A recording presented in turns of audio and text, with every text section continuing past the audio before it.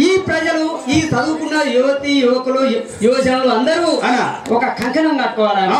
అదే ఆ విధంగా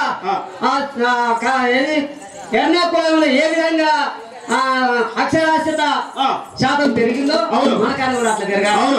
మంచిగా ప్రతి ఒక్కరు చదువుకోవాలని మనందరూ కూడా ఈ యొక్క ప్రభుత్వం సెంట్రల్ గవర్నమెంట్ మన రాష్ట్ర ప్రభుత్వం కూడా ఈ సాక్షరత కార్యక్రమాన్ని చేపట్టి మనం ముందుకు తీసుకొచ్చి మన గ్రామంలో అందరూ చదువుకొని అందరూ తెలివిగలగాలు కావాలని కోరుకుంటూ మన తమ్ముడు మీ ముందు ఒక పాట పడతాం.